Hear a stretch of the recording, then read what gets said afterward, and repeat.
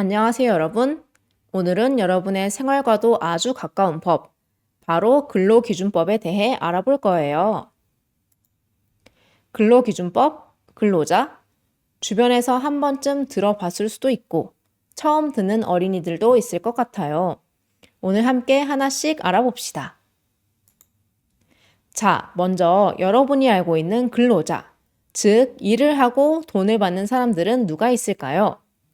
예를 들어, 선생님, 학교에서 맛있는 밥을 해주시는 분들, 주변 가게에서 일하시는 분들, 회사에서 일하시는 분들, 다 어딘가에 속해 일을 하고 돈을 받는 사람들, 즉, 근로자라고 할 수 있습니다. 그렇다면 우리 주변에서 일하는 사람들이 일할 때 꼭 지켜야 할 법이 있을까요? 혹시 주변에서 볼 수 있는 노동자를 보호하는 규칙은 무엇이 있을까요? 근로기준법은 바로 이런 근로자들의 기본 권리를 보호하는 법이에요.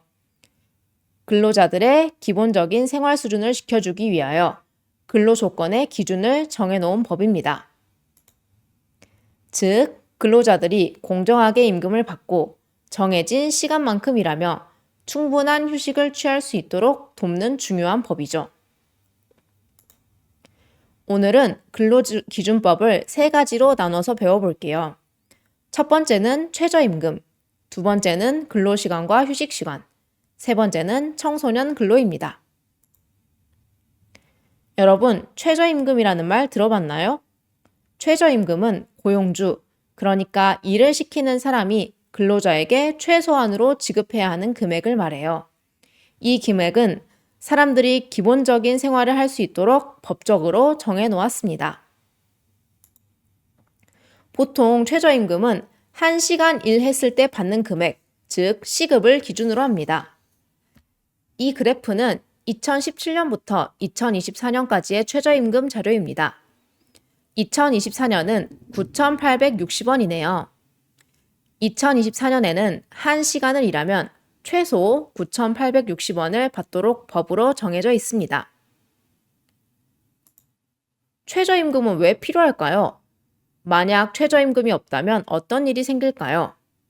네, 맞아요. 사람들이 노동의 가치에 맞지 않는 아주 적은 돈을 받고 일을 하게 될 수도 있어요.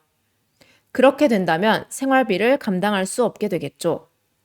정부는 모든 사람들이 최저임금을 받더라도 생활하는데 어려움이 없도록 최저임금을 정한답니다. 생활 필수품 가격이 오를 때 최저임금도 오르게 되는 이유가 바로 이런 점 때문이에요. 식료품, 교통비, 생활 필수품 등의 가격이 올라가면 사람들의 생활비도 같이 증가해요.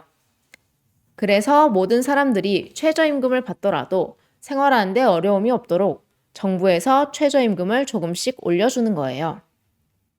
이렇게 해서 근로자가 생활비를 충당할 수 있도록 보호하는 것이 최저임금의 중요한 목적입니다.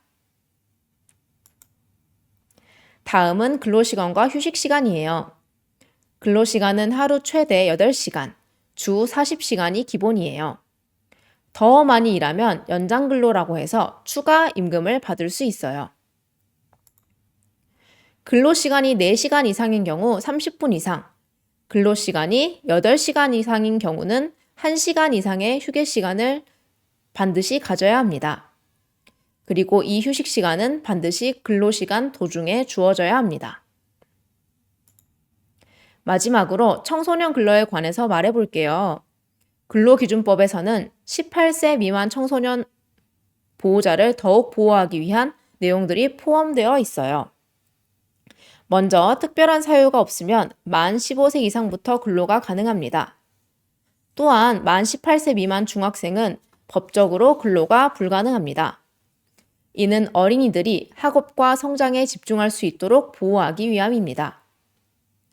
또 앞에서 말씀드린 어른들의 근로시간과 청소년의 일할 수 있는 시간이 조금 다르답니다. 청소년의 경우 하루에 7시간, 주에 최대 35시간만 일할 수 있어요.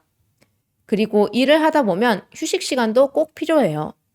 예를 들어 4시간 이상 일하면 30분 이상, 8시간 이상 일하면 1시간 이상의 휴식을 반드시 받도록 정해져 있어요.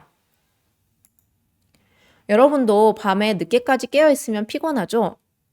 청소년은 밤 10시부터 다음날 아침 6시까지는 일을 할 수 없어요. 이 시간에는 충분한 휴식과 수면이 필요하기 때문이에요.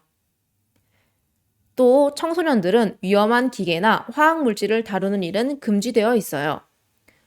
우리 몸이 다칠 수도 있고 건강에 해로울 수 있기 때문이죠. 또한 너무 무거운 물건을 다루는 일도 불가능합니다. 이 또한 청소년 노동자를 보호하기 위함이에요. 이러한 근로기준법 덕분에 우리도 더 안전하고 공정하게 일할 수 있다는 걸 잊지 말아요. 그럼 정리해보면 근로시간을 정해두지 않으면 어떤 문제가 생길까요?